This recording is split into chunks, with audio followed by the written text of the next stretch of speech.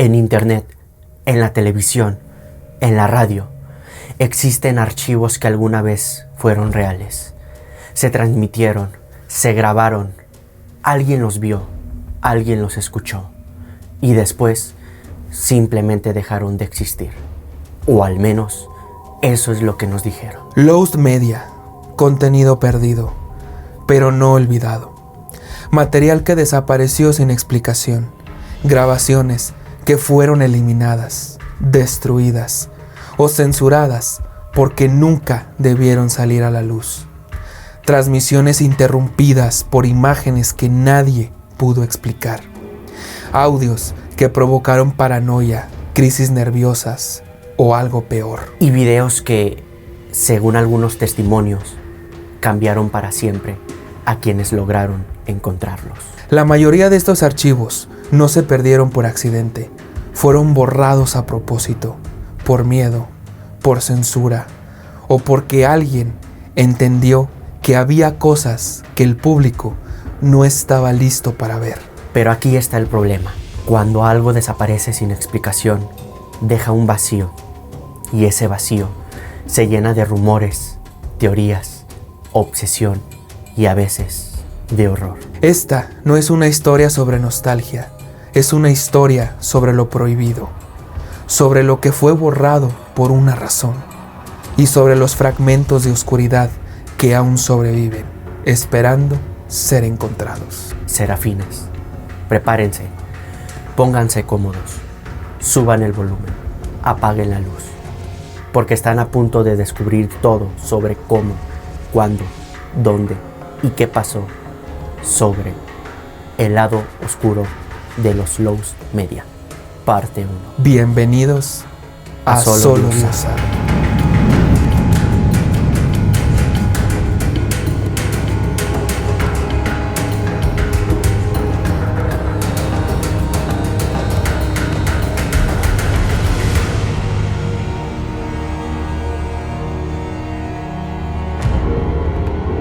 Atención.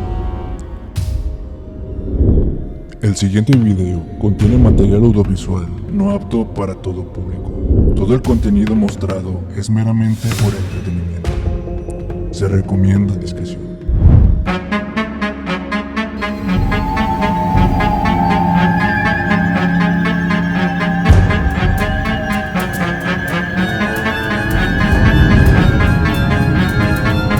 Solo Dios sabe. El podcast. Temporada 4.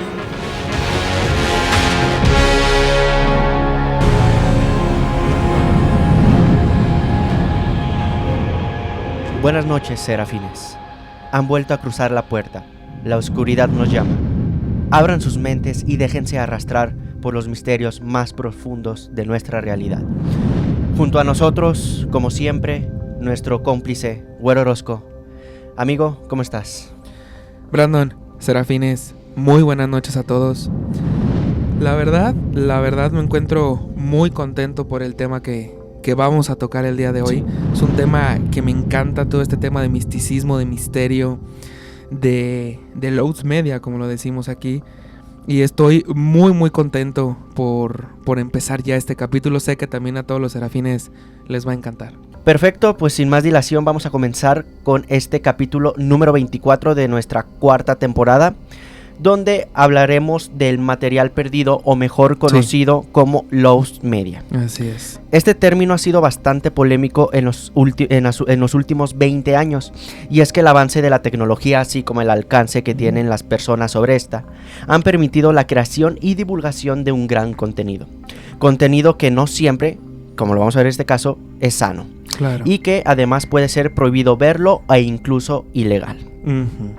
Y pues antes de comenzar de lleno ya con los casos, vamos a darles una breve descripción sobre el significado de Lost Media, ¿te parece? Va. Muy bien. El Lost Media, o medios perdidos por su traducción, sí, es cualquier tipo de contenido audiovisual o sonoro que existió en algún momento. Sí. Fue creado y en muchos casos se transmitió o distribuyó, pero que ya no puede encontrarse de forma completa u oficialmente. Así es, sí, o sea, obviamente contenido que existe, como tú lo dijiste, que se perdió por alguna razón, fue prohibido, fue guardado, ya no se ha vuelto a transmitir y por eso se conoce como lost media, ¿no? Como material perdido. Como material perdido. Así ¿sí? es. Y lost media se puede catalogar en distintos, en distintas áreas, ¿no? Como lo son programas de televisión, episodios de caricaturas, películas o cortometrajes, comerciales, transmisiones en vivo, audios de radio, videos de internet, videojuegos o versiones beta, y algunas grabaciones caseras, entre otros. O sea, es un universo todo esto del contenido multimedia, ¿no? Básicamente cualquier contenido audiovisual obviamente es considerado como lost media. Así es. En este capítulo iremos abordando distintos casos de lost media o material perdido, y a su vez iremos debatiendo sobre cada uno de los casos en donde ustedes, serafines, podrán también opinar del tema dejando sus comentarios, los cuales, al igual que en otros episodios, serán siempre bienvenidos. Además, los casos se clasificarán en 3 posibles estatus, como aquí decidimos nombrarlos, que primer estatus sería material encontrado, el segundo estatus material perdido, y el último el material de existencia no confirmada. Que creo que es el último, es el que por lo menos a mí me interesa más o me causa más morbo, ¿no? Sí. De decir, como ya lo dijiste, existencia no confirmada, es decir, no podemos confirmar su existencia, pero se dice o se cree, o la leyenda dice que sí existió. Que sí existió, y este tipo de clasificación son los casos más extensos porque como no están confirmados se crean distintas teorías. Entonces, versiones, leyendas. Versiones se van creando, pero bueno, ya lo iremos abordando con el tema. Pues, ¿te parece si comenzamos con este primer caso? Perfecto. Y este caso está titulado como La última escena de Ramón Valdés en 1988. Estatus encontrado. Ramón Esteban Gómez Valdés y Castillo fue un muy reconocido actor y comediante mexicano que saltó a la fama por haber interpretado al personaje Don Ramón en la mundialmente famosa serie de El Chavo del Ocho, claro, ¿no? Que sí. Bueno, como lo mencionaba o como le llamaba el Chavo, Rondamón. Rondamón, sí, ¿okay? No, yo creo que el personaje más famoso, bueno, quitando al Chavo evidentemente, pero de los más famosos del Chavo del Ocho. Del Chavo del Ocho, serie creada por Roberto Gómez Bolaños. Que paz descanse. Chespirito, alias Chespirito.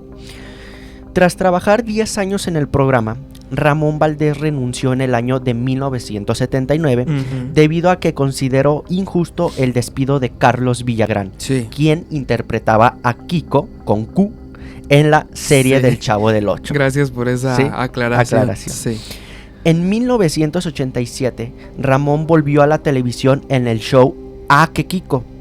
Un año más tarde, en 1988, falleció a los 64 años de edad tras tener un estado de salud complicada por su adicción al tabaco. Claro. Sufrió de cáncer de estómago y a pesar de someterse a varias cirugías, no pudo recuperarse lamentablemente. Por otro lado, A que Kiko fue una serie de comedia venezolana emitida entre 1987 y 1988 por el antiguo canal Imevisión, con un total de 29 episodios. Contó con el protagonismo de Carlos Villagrán tras su salida de El Chavo del Ocho, dándole vida a su famoso personaje de Kiko, pero ahora con K, al que por razones de derechos de autor tuvo que modificarlos. Sí, de hecho, bueno, si ustedes vieron la serie de Chespirito, ahí lo cuentan muy bien, ¿no? Y digo, no es algo nuevo, ¿no? Pero Carlos Villagrán, bueno, por lo menos con lo que cuentan en la serie y también en diversas versiones, pues él, por lo menos para él, que digo, tiene algo de razón, es lo que es, pero es que en sí Kiko y Don Ramón eran los que le daban vida a la vecindad, ¿no? O sea, sin Kiko ni Don Ramón el programa no era tan gracioso. De hecho, cuando interactuaban ellos dos era espectacular la química que tenían entre los dos.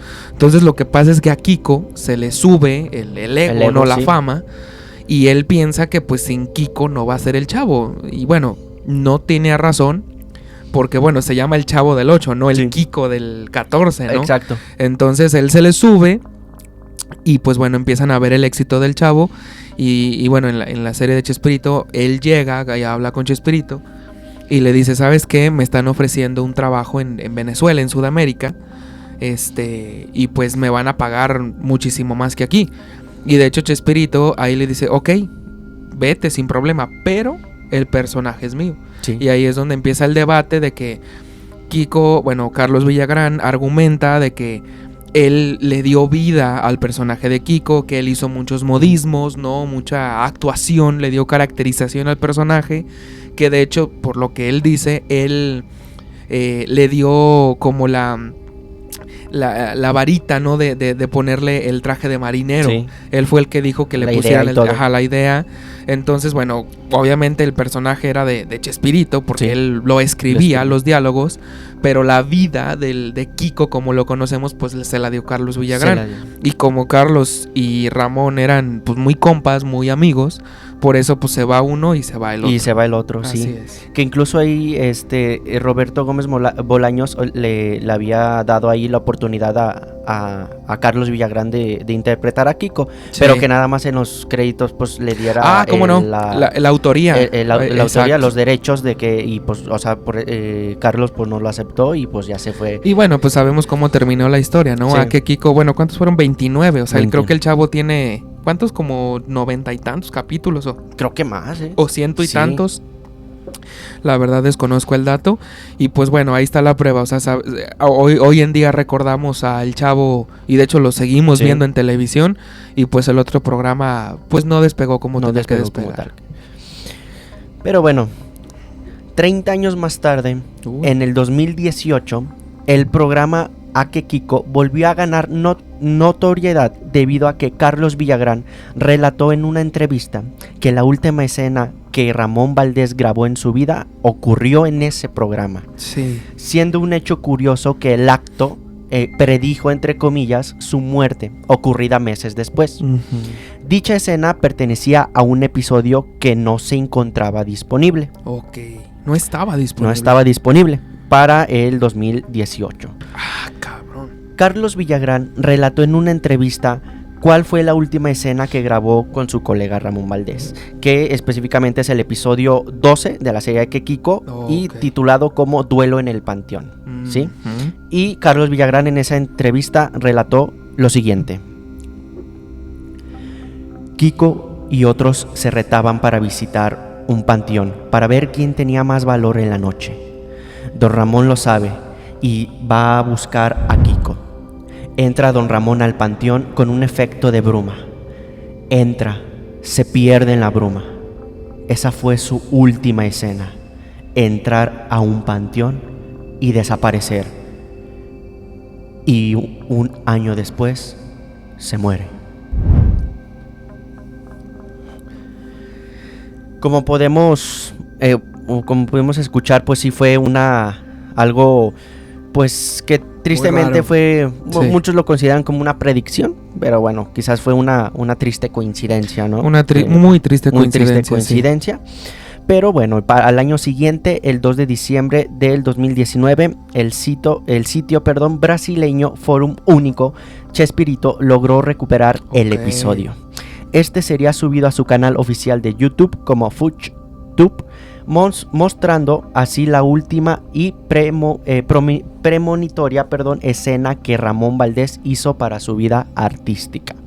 Que en los comentarios les voy a dejar el link a un video que es un tipo mini documental, pero en los primeros 30 segundos sale esta entrevista que tienen con Carlos Villagrán en el 2018, y para el segundo 40 hasta el minuto 2:20 es la escena de ese capítulo donde se ve perfectamente a Ramón Valdés entrando al panteón, pero era un archivo, un episodio perdido que quizás no querían divulgar, pero después de que se hizo famoso la entrevista de Carlos Villagrán en el 2018, un año más tarde revelaron este video. ¿Qué te pareció el caso? Fíjate que yo conocía el caso de Ramón. Bueno, en este caso, este video, ¿no?, que mencionas, sí sabía que se tenía como la última grabación que había hecho en su vida. Y también que pues coincidió con su repentina muerte unos meses después. Sí. Lo que no sabía Y de hecho he visto el video, o sea, sí lo he visto. Pero lo que no sabía era de que estaba perdido. O sea, yo pensé que el video estaba ahí, digamos, al paso de los años. Y digo, ahorita me estoy enterando de que el video... Ahí está, ahí lo estamos viendo, sí. Yo no sabía que el video estaba como perdido, pues, y que fue gracias a la entrevista que lo pudieron recuperar y que lo subieron. Pero sí, efectivamente ahí lo estoy viendo y sí lo he visto. Y digo, muy tenebroso, hasta cierto punto triste, si lo vemos por otro lado. Pero sin duda un material de Lowe's Media, que bueno, de Lowe's Media. Ese estatus encontrado. Sí, que vamos comenzando casos bajitos, ¿no? Casos de menos a más. Casos ligeros. Así y es. Bueno, por cuestiones ahí de derechos de autor, pues les vamos a dejar los links a estos videos de YouTube, porque no podemos más, aquí meter más contenido. Incluso me gustaría mostrarles el video y pues no podemos por este tema de derechos. Así es. Vamos con el siguiente caso, titulado como la placa roja de Crónica TV, perdida con frase xenófoba. Estatus perdido. El canal argentino Crónica TV, famoso por sus titulares y noticias sensacionalistas, emitió una placa con un mensaje xenófobo, que, o sea, el significado de eso es miedo a los extranjeros, a las personas extranjeras, ¿no? Que terminaría por viralizarse en internet. Si bien está confirmado que existió, no hay mayores datos sobre la nota, ni su fecha de emisión o alguna imagen fidedigna del suceso, ¿de acuerdo? Uno de los distintivos del canal Crónica TV son sus extravagantes y entre muchas veces polémicas placas rojas, a lo que estos le llamaban, que eran titulares que presentaban en noticias y muchas veces las presentaban con chistes o palabras con doble sentido, ¿no? Y bueno, aquí les voy a dar algunos 3 ejemplos, son 3 imágenes, no sé, ahí tú ya las tienes ahí en pantalla. Sí. Y por ejemplo, la primera que dice vecinos indignados. Vecinos indignados. Les dejaron 30 bolsas con material fecal. Un regalo. ¿sí? El segundo titular dice: encontró a su esposa en la cama con el amante encima. Muy bien. Muy amarillistas. Sí. Wow. Y el tercero dice: mató a un mosquito y se entregó. Haciendo reverencia de que desvivió a una persona de no tanta importancia y... Wow. A mediados de los 2000 se viralizó una placa con el titular accidente fatal en Flores. Mueren 2 personas y un boliviano. Aquella noticia haría referencia a un accidente en el barrio de Flores en la ciudad de Buenos Aires, Argentina, en el que murieron 3 personas, 2 de ellas de nacionalidad argentina y la tercera un masculino de nacionalidad boliviana. ¿Sí? La placa puede hallarse mediante una búsqueda rápida en internet y el resultado más común es el siguiente, donde pues dice la frase que les acabo de presentar: accidente fatal en Flores. Mueren 2 personas y un boliviano. Una nota muy xenófoba, ¿no? Sí, o sea, demeritando a la nacionalidad boliviana. Y no obstante, hay razones para sospechar que no es real. En primer lugar, otra versión de ese titular aparecía en el sitio web placasrojas.com.ar. ¿Sí? En la actualidad la página ha dejado de existir, pero un registro persistente en la caché de Web Archive, siendo su versión más antigua conservada de diciembre del 2005. El sitio tenía como finalidad recopilar placas reales y a su vez inventadas. Es ahí donde no se sabe si es algo real y otra. Y por otro lado, muchas personas comparan la caligrafía de esta placa con las originales y ellos pueden notar que pues no tienen el mismo estilo. Yo la verdad sí veo que tienen el mismo estilo que utilizaban en las placas de ejemplos que les expresé anteriormente. Y digo, este fue un caso muy breve, no sé qué te pareció. Sí, fíjate que todo este tema de amarillismo de la prensa, de hecho vamos a ver este tema del amarillismo o de lo que provoca este tipo de circunstancias, que más adelante lo vamos a ver con un caso, yo creo que el más famoso de Lowe's Media, de que no tenemos como tal un video que lo provocó. precisamente un sensacionalismo, un amarillismo. Y hasta dónde puede llegar la prensa, los medios de comunicación, incluso hoy en nuestros días, el famoso clickbait, ¿no? Sí. Hasta dónde puede llegar para conseguir vistas. Y digo, para los que no sepan, un clickbait es el término acuñado como si fuera una mordida, como una carnada. ¿Por qué? Porque digo, en ocasiones, en títulos de noticias, un post de Facebook, incluso videos de YouTube, Sí. nos dan un título muy amarillista, muy llamativo, Sí. ¿no? Que hace que nosotros entremos a ese contenido, a esa noticia, para poder ver qué está pasando, y resulta de que o no era lo que tenía que ser o directamente es falso, ¿no? No O sea, tiene nada que ver el no tiene título nada con que el ver, contenido. Nada más lo hicieron para que le des clic. Sí. Y digo, aquí vemos un clickbait muy antiguo, Sí. pero desde entonces ya se usaba. Ya se utilizaba y hoy en día pues ya, por ejemplo en YouTube pues lo vemos también en las miniaturas, ¿no? Sí. Que te quieren atrapar, algunos que he visto que incluso ponen hasta ahí algunas mujerzuelas, ¿no? Que dicen, Sí, para claro, que uno ahí claro. se atrape y pues, Sí. Pero bueno, vamos con el Wow. tercer caso, titulado Hoy fue un día soleado, noticiero de Jacobo Zabludowski, 1968. Estatus. Existencia no confirmada. Hoy fue un día soleado. Es una infame frase acuñada al polémico conductor Jacobo Zabludowski, la cual, según rumores, enunció al comienzo Sí. de uno de sus noticieros tras el movimiento estudiantil de 1968, Sí. mejor conocido como la lamentable masacre de Tlatelolco. ¿Cómo no? Ahí tenemos una imagen de Jacobo cuando estaba hacia sus notas. Sí, al frente del Enfrente noticiero. del sí. noticiero. Y en la década de los 60, en México iniciaron diversas movilizaciones con el fin de obtener mejoras sociales.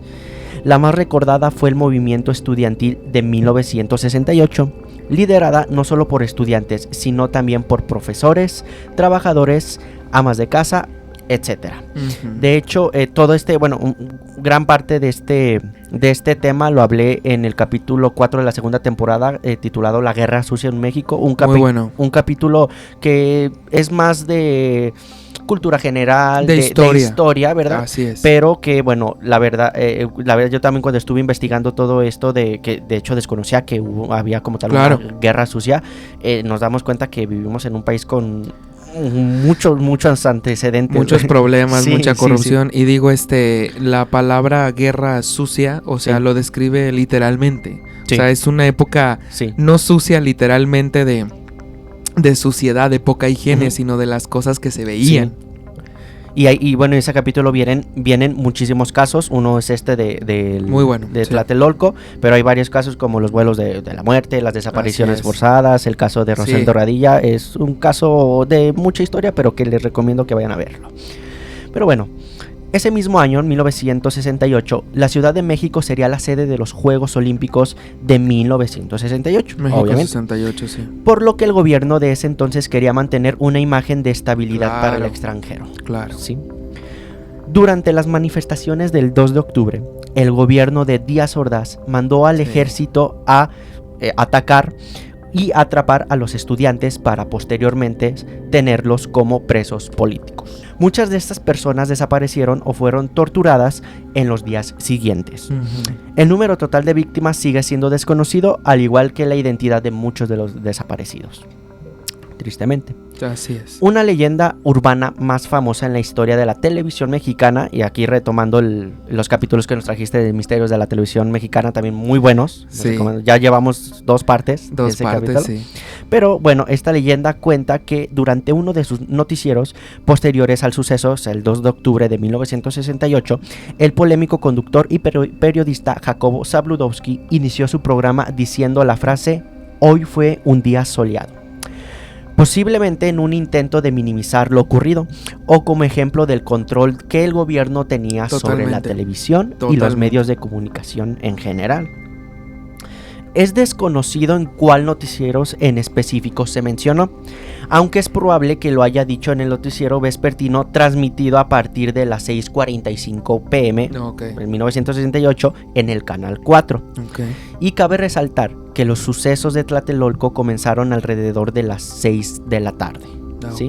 Y pararon hasta la medianoche, por lo que es poco probable que Zabludovsky dijese la frase de un suceso que estaba pasando al mismo tiempo que el noticiero, ¿sí? Aún así, muchos rumores dicen que lo mencionó al día siguiente, la noticia del día siguiente, ¿sí? Algunos aclaman que Jacobo no apareció en televisión hasta la década de los 70 y que la frase pudo haberse dicho por la radio, que empezó en la radio, ¿sí? No obstante, según investigaciones, su primera nota televisiva ocurrió en el noticiero Notimundo en 1950. ¡Wow! Sí, 18 años antes. Sí. Mientras que a partir de 1965 condujo su propia cápsula informativa, por lo que es probable que haya estado activo en el suceso de Tlatelolco en la década de los 60s. Hoy en día no está confirmado la existencia de este suceso y algunas personas mencionan que Jacobo nunca dijo eso. Y hay otras que sí recuerdan incluso el momento que lo presenciaron en televisión en vivo, en televisión abierta. Y por ahí también había una anécdota donde el expresidente Díaz Ordaz le marcó a la televisora y le dijo: ponme en contacto con Jacobo Zabludovsky, quiero hablar con él. Y le dice, empiezan a hablar y le dice, pero es que ¿por qué en tu noticiero sales con una corbata negra? Y luego a lo que Jacobo le menciona, no, pues es que es una señal de luto por lo que estaba pasando. Wow. Y que aparte que aparte era de su forma de vestir. Él siempre iba presentable en traje, su corbata y todo, y que el presidente lo regañó. O sea, le dijo que no quería mostrar, que no mostrara esa cara. Por vestir de luto. Lo silenció. Sí. Wow. Y digo, es una posible anécdota. Y este capítulo, de hecho, que esto de la frase de hoy fue un día soleado, yo lo toqué también en el capítulo de la Guerra Sucia, pero yo creía que sí era real. Hoy este estatus no se ha encontrado, pero hay muchas personas, incluso lo tocamos en el tema anterior del efecto Mandela, que muchas personas lo recuerdan haberlo visto. Entonces, justamente eso es lo que te iba a decir, que aquí otra vez hacemos referencia al tema que vimos y como les dije en el episodio anterior, si es que lo vieron, si no, los invito a que lo vean, del efecto Mandela. Ahí yo les dije, este tema se va a tocar otra vez, o vamos a hacer un guiño a este tema en el episodio que sigue, y no es adrede, o sea, curiosamente coincidió. Sí. Y mira, aquí hay dos cosas que te quiero comentar, o tres, muy rápido. Bueno, la primera ya la dijiste, que este tema, o sea, se tiene como Lost Media, pero al mismo tiempo como un efecto Mandela, porque como dices, mucha gente lo recuerda y hasta jura que lo vio en vivo. Sin embargo, bueno, no podemos negar su existencia, pero tampoco la podemos confirmar. Y creo que esto es uno de los casos o estatus que más me encantan, porque dice, o sea, no sabemos si sí existe, no sabemos si sí pasó, pero hay gente que dice o que afirma que sí. Hay gente que dice que no, pero ese como estatus me da como más, no miedito pues, pero me causa ese morbo de decir, ¿realmente lo habrá dicho? Y mira, no es novedad otra vez que en ese tiempo el gobierno controlara las televisoras, que era el medio de comunicación masivo más importante. Ahorita ya no tanto, ya es internet. La televisión lo sigue siendo, pero ya en menor escala. Pero es que antes, o sea, de hecho de ahí viene la famosísima canción de Molotov, que no te haga bobo Jacobo, ¿no? Que bueno, eso también es tema para otra vez, la creación de Molotov, pero bueno, esa es historia para otro día. Y digo, esta historia me encanta porque, como tú dijiste, ya la habías tocado en ese capítulo. Pero es que, no sé, me da mucha intriga saber si realmente lo dijo o no. Y aquí, ya para cerrar este tema, nada más como comentario. Muy bien. Hay un comediante mexicano que se llama Carlos Vallarta. Seguramente lo conocen. Sí. Que de hecho, él hace un chiste en un especial que él tiene de comedia, que dice que teóricamente habla de la matanza de Tlatelolco y él dice que teóricamente tú pagaste tu autodesvivisión o tu muerte. ¿Por qué? Porque dice, tú con tus impuestos le estás dando dinero al gobierno, el cual con ese dinero compran el parque o el material, las balas de las armas. Entonces teóricamente dice, tú pagaste la bala con la que te dieron, sí. ¿no?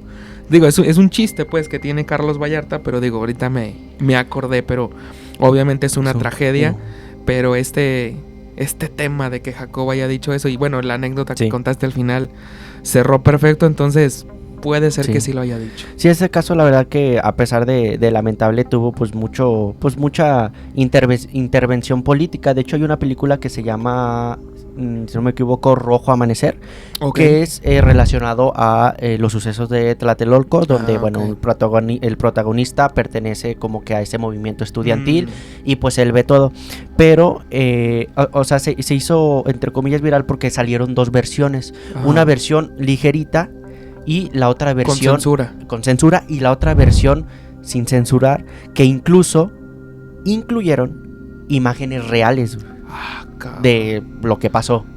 Entonces es una película muy muy cruel que tengo entendido que ahí el protagonista se esconde en uno de los departamentos y pues ya nada más ellos van escuchando cómo se meten pues los militares a sacar a todas a fuerzas, pero que muchas escenas fueron reales y pues obviamente pues no les conviene mostrar eso al pueblo, ¿no? No. Entonces lo censuraron. Pero bueno, no se vayan, quédense aquí con nosotros porque vienen casos, por ahí también nos traéis algunos casos muy interesantes, así que vamos a darnos una pausa, vayan por algo de tomar, unas palomitas y regresamos pronto. No te vayas, quédate con nosotros, regresamos.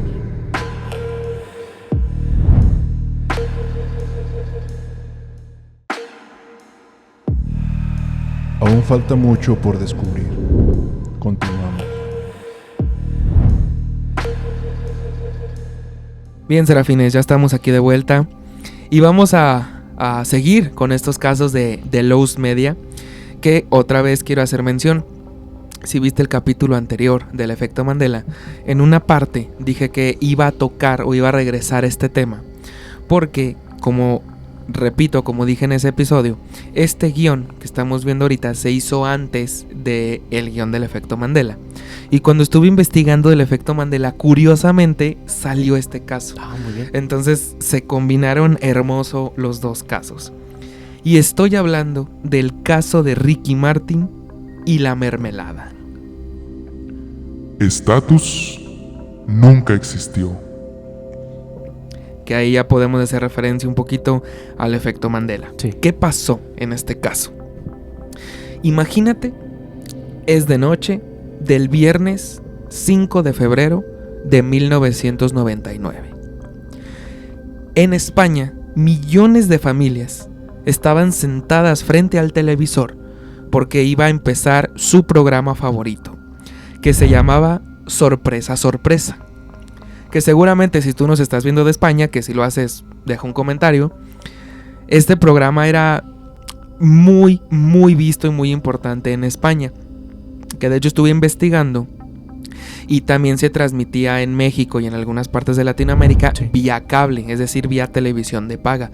Entonces era famoso en México, pero no tanto como en España. Sí, es que era televisión abierta y todo eso. O sea, que no era tan accesible. Exactamente, acá la televisión de paga, digo, ya es muy accesible, pero antes era algo cara, sobre todo en esas épocas. Entonces ver televisión de paga en esa época pues era un poco complicado. ¿De qué se trataba este programa? Bueno, este programa era como un reality show, pero básicamente este programa consistía en hacer realidad el sueño de muchas personas. ¿Cómo lo hacían? Básicamente conocer a su artista, cantante, actor, lo que sea, favorito. ¿Qué es lo que hacían? Ponían cámaras escondidas dentro de la casa de la persona. Sí. Y el famoso o el artista se escondía en el closet o en alguna parte de su habitación. Entonces la persona, chica o chico, llegaba a su habitación como normalmente lo haría y pues era la sorpresa de que que también qué pinche miedo, ¿no? Que Sí. de repente se habla el closet de tu cuarto Sí. y pues qué onda, ¿no? Pero bueno, esa era la premisa, ¿no?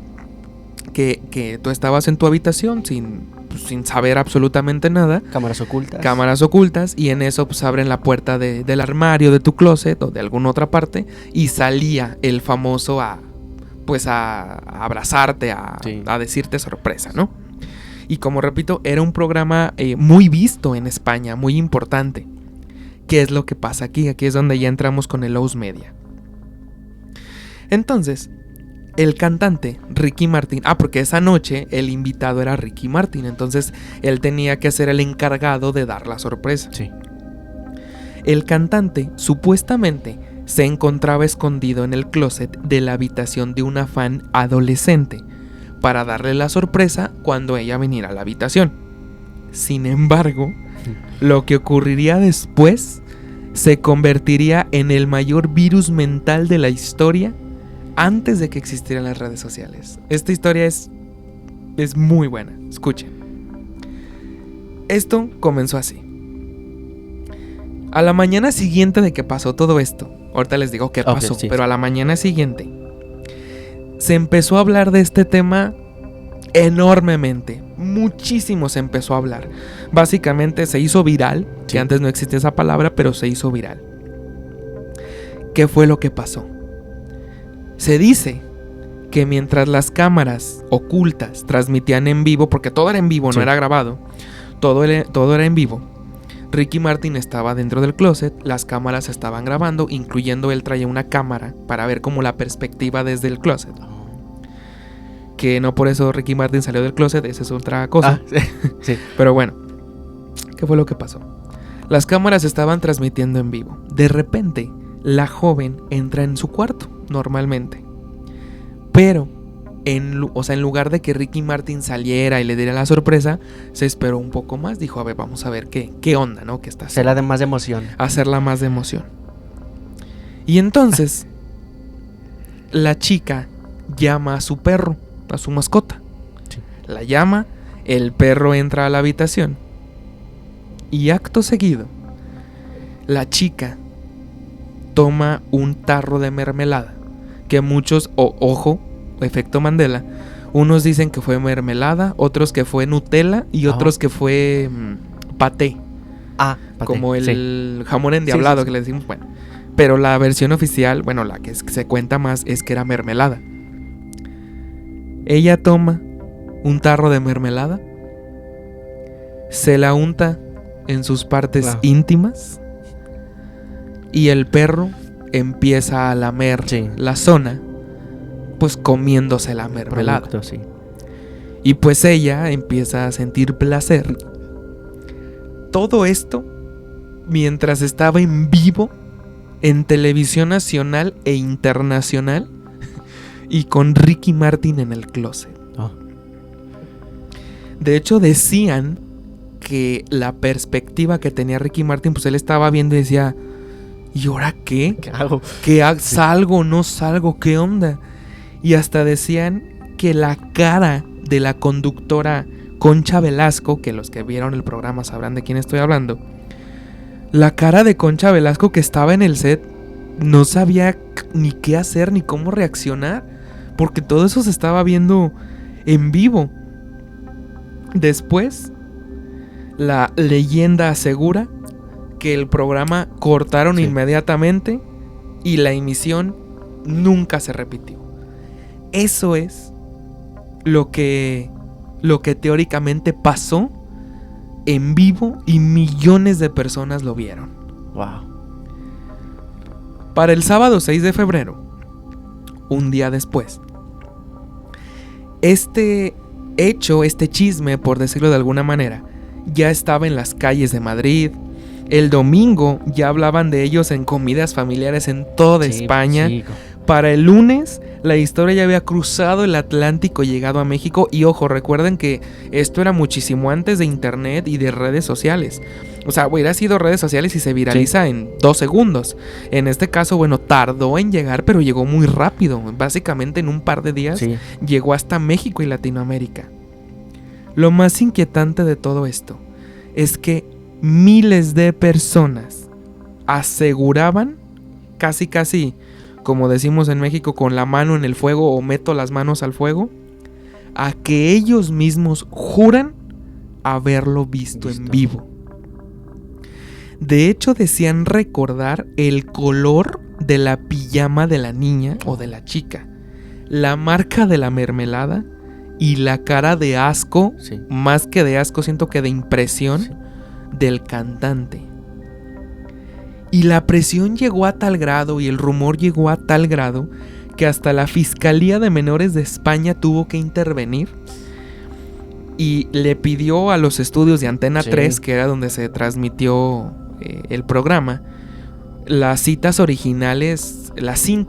originales del programa para revisarlo. Y si esto era así, pues la empresa se iba a meter en un grave delito, Sí. ¿no? ¿Qué fue lo que pasó aquí? Que curiosamente, al revisar el material, la realidad resultó ser mucho más aburrida. El segmento de Ricky Martin ni siquiera se grabó ese día. ¿Por qué? Porque el cantante estaba en un hotel y de hecho su participación fue una conexión grabada previamente a lo que pasó, o simplemente no ocurrió de esa forma. No hubo perro, no hubo mermelada y no hubo closet. Una semana después, Concha Velasco, visiblemente indignada, como no podía faltar, abrió el programa con un discurso histórico denunciando que todo había sido un invento, una bola de nieve, Sí. entre comillas, de manera que casi destruye la reputación de una menor y del programa. Claro, sí.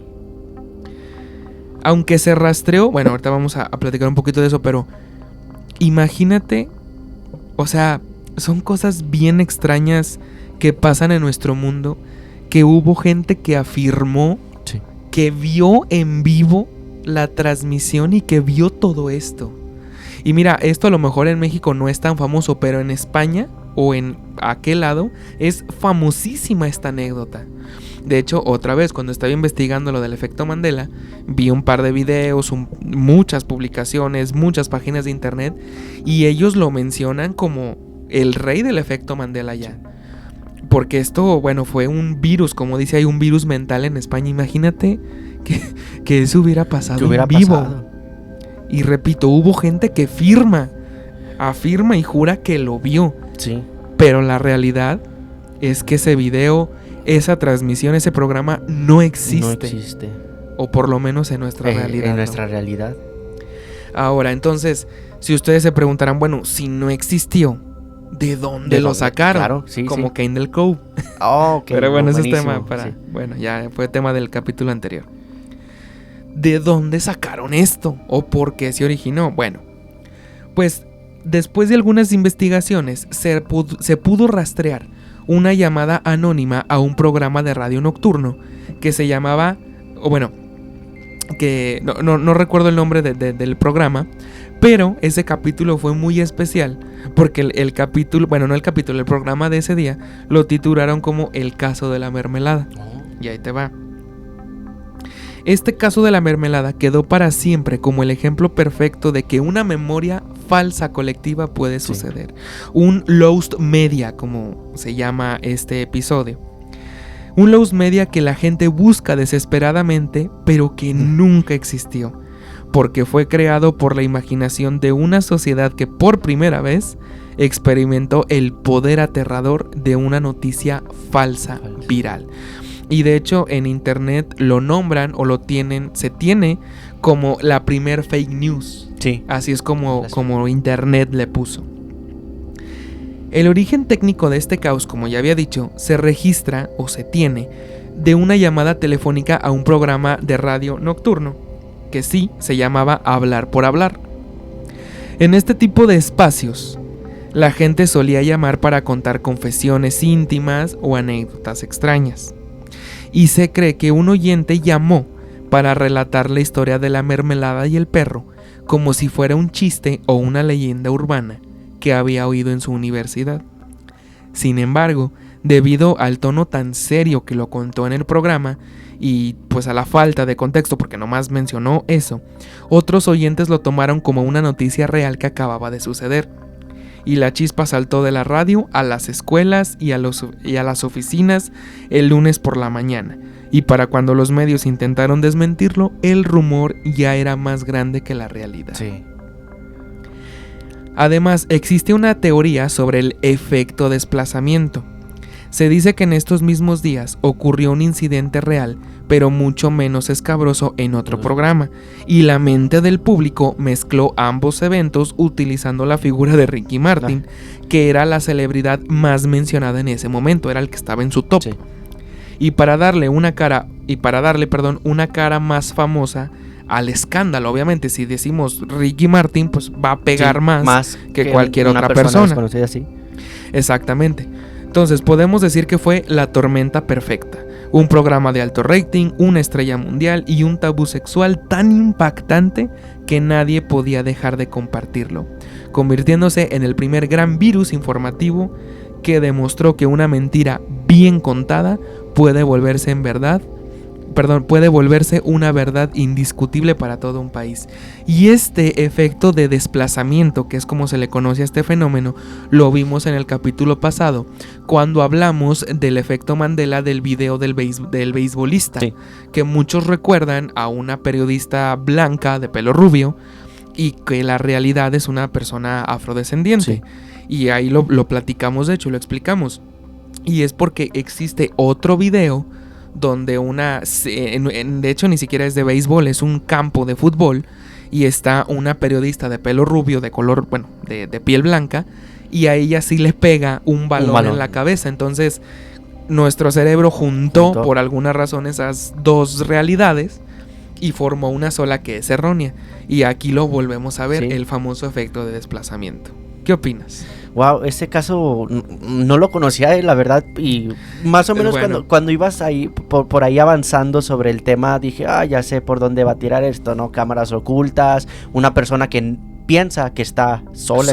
En su habitación, y que, o sea, me gusta mucho cómo se va relacionando con temas que ya hemos platicado, o con temas que estamos por hablar, pero sí, o sea, un falso recuerdo, ¿no? Que lo curioso aquí, o lo que respalda más estas teorías, es que hay muchas personas que recuerdan cómo pasó, qué sucedió, y que todas que hasta esas juran verlo, y sobre todo que todas esas coincidan, ¿no? O sea, puede, por ejemplo, haber alguna variación, por ejemplo, con lo de la mermelada, que otros decían que era crema de avellana, que paté y todas esas, pero todos llegan a un mismo escenario, y pues muchas de estos lows media se van como que desmintiendo poco a poco, o ya no se les va tomando importancia, ¿no? Aquí también pues no se sabe, o bueno, ahí no sé si me puedes corregir, que pues cómo reaccionaron, o sea, cómo salió después, si es que sucedió, Ricky Martin.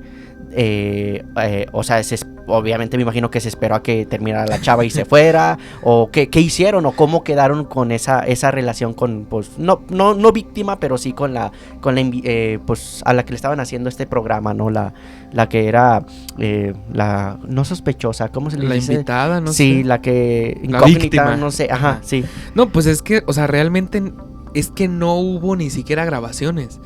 O sea, no existió nada. O sea, por eso se me hace tan impactante que la gente, y no solamente una persona, sino en memoria colectiva, al mismo tiempo, haya recordado, o mejor dicho, inventado un recuerdo, que no fue un recuerdo porque fue inventado, pero que todos coincidían en lo mismo. O sea, ¿por qué pasa esto de manera colectiva?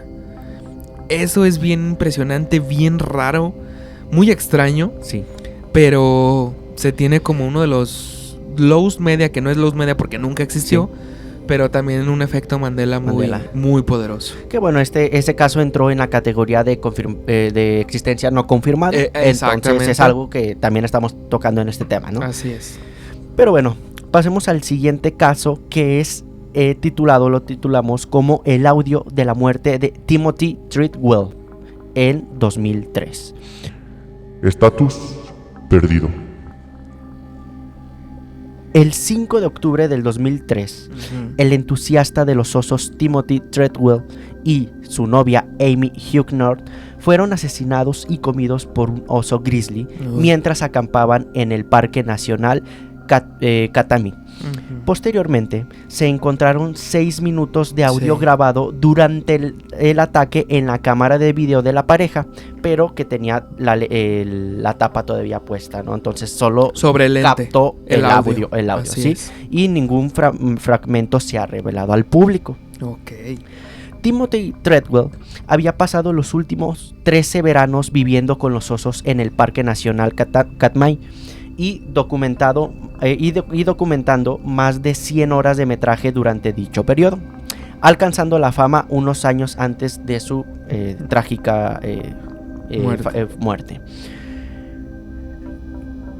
Timothy fue entrevistado en The Late Show with David Letterman en el 2001, durante el cual Letterman sugirió la posibilidad de que algún día leer en el titular de un periódico que Treadwell había sido comido por un oso. ¿Sí? Timothy Treadwell negó la probabilidad de tal evento y se lo tomó como broma. Como broma, ¿sí? Bien dicen que nunca digas nunca. Nunca digas nunca. Él estaba muy seguro, tenía muchísima experiencia con esta especie. Sí. Y pues ya tenía años de realizar sus videos. En última instancia fue Amy Huguenot quien inició la grabación de los últimos momentos de Treadwell, olvidando quitar la tapa de la lente de la cámara, como les mencioné, después de que supuestamente Treadwell la había incitado a encenderla al notar que un oso se acercaba. Entonces estaba Treadwell haciendo sus reportajes documentales, como normalmente lo hacía, y vio que un oso grizzly se acerca. Sí. Entonces le dijo a su novia, trae la cámara rápidamente y empieza a grabar, pero ella por las prisas, de que fue un evento muy rápido, no le quitó la tapa. No le quitó la tapa, ¿sí? Okay. En 2005, el reconocido director alemán Werner Herzog lanzó un documental sobre Treadwell titulado Grizzly Man. ¿Sí? Durante la producción de dicho documental, a Herzog se le concedió acceso al audio de Jewel Palovac, que era una exnovia de Treadwell, de Timothy Treadwell, sí, a quienes las autoridades le habían entregado la cinta junto con varias otras posesiones suyas, o sea, la cinta original. Sí. Y la reacción de Herzog se mostró en pantalla, aunque el audio como tal nosotros no lo podemos escuchar. Se ve que está Herzog sentado en una silla frente a Jewel Palova, que era la exnovia que tenía esta cinta. Le dijo, ¿sabes qué? Aquí tengo la cinta original. Se puso unos audífonos de diadema y empezó a escuchar el trágico suceso. Y de hecho no duró mucho, porque en los pocos segundos Herzog estaba temblando de lo que estaba escuchando. Era impresionante, claro, lo que estaba escuchando. Y hay por ahí muchos comentarios del video de YouTube, que les vamos a dejar el link también para que vayan a verlo.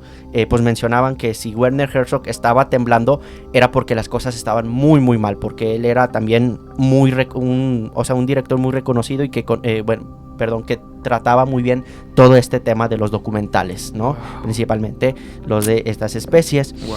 Y después de escuchar la grabación, Herzog le sugirió a la exnovia de Treadwell que destruyera la cinta para que no se convirtiera en el elefante blanco de la habitación. Sí, por el resto de su vida. Que bueno, un elefante blanco en la habitación es una forma de decir un tema, a verdades incómodas, a temas que no se deben de divulgar, entonces en el link ahí para que puedan ir a visitar, todavía está el video en YouTube donde está la reacción de este director alemán. Okay. Sí, de ahí está el link y pues bueno, hoy en día pues esa cinta tal cual no se ha divulgado para las personas. Pero, o sea, digamos, sí existe la cinta como tal. Y de hecho, Jewel, aunque el director alemán le dijo, destruye la cinta, la novia no lo hizo y lo tiene en una caja fuerte. Pero okay, sí como tal, sí tiene la cinta. Oye, pero a ver, entonces, creo que sí es así. Pero entonces, o sea, como tal no tenemos un video. No. Del ataque. Del ataque no. Solamente el audio. El audio. Porque no le quitó la tapa. Porque no le quitaron la tapa. Y de hecho, por ahí en YouTube se güey. llegó a subir un video que supuestamente era el real. Ajá. Pero cuando Herzog lo vio, dijo, es falso porque no coincide con lo que estoy escuchando, con la grabación sí, pues real. Él lo escuchó. Y entonces las Puta personas madre. que crearon ese video no saben realmente ni qué pasó, cómo pasó, ni qué se escuchó.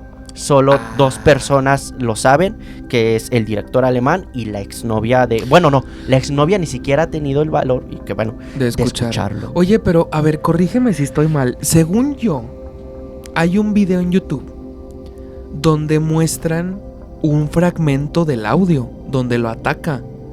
Ajá.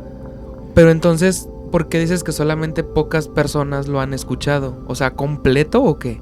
Sí, completo, pero es que esos fragmentos, o sea, son falsos, son recreaciones, tanto el video como los audios que han subido a YouTube son falsos. El único real es el que está en la cinta de la exnovia y nada más lo ha escuchado el director alemán y bueno, las autoridades posteriormente, pero nunca se divulgó información. Entonces todo ese contenido que se ha subido, y lo vamos a ver en otros casos, son simplemente recreaciones, pero son completamente falsas.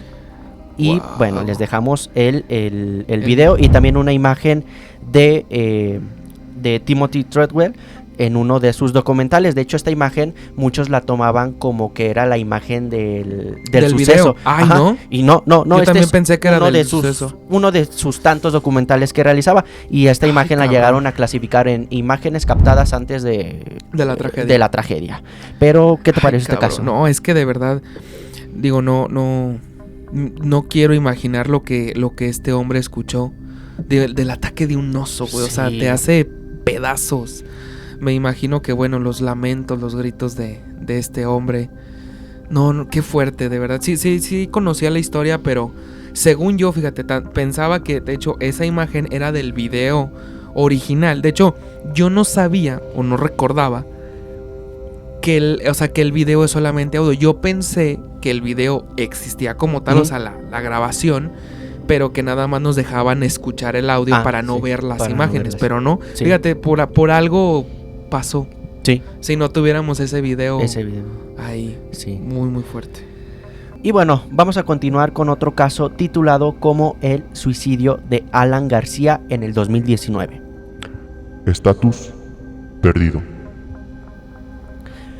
Alan García fue un político peruano que fungió como presidente de la República del Perú en dos periodos, en 1985 a 1990 y el segundo periodo entre el 2006 y el 2011.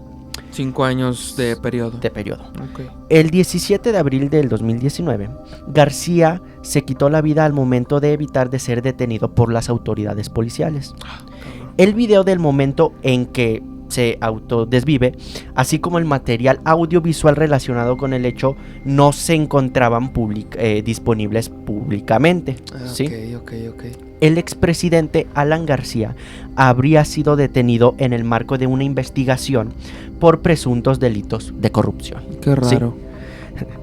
Específicamente por presuntos sobornos relacionados con obras públicas durante su segundo gobierno, como un ejemplo, el Metro de Lima. ¿Sí? Aquí tenemos una imagen de Alan García durante su presidencia, ¿no? Sí, claro. Durante su mandato, perdón. La Fiscalía peruana lo acusaba de lavado de activos y asociación ilícita, y había sido solicitado una orden de detención preliminar al considerar que existía riesgo de fuga, lo que motivó la intervención policial. Entonces, antes de que se dé la fuga, vamos a atraparlo, vamos por él. Después del evento, ahorita les voy a platicar lo que pasó. Después del evento, el dominical Cuarto Poder sacó en exclusiva los videos del allanamiento a la casa de García, ¿sí? En dicho material se observa agentes policiales de la División de Investigación de Alta Complejidad, por sus siglas DIVIAC, ¿sí?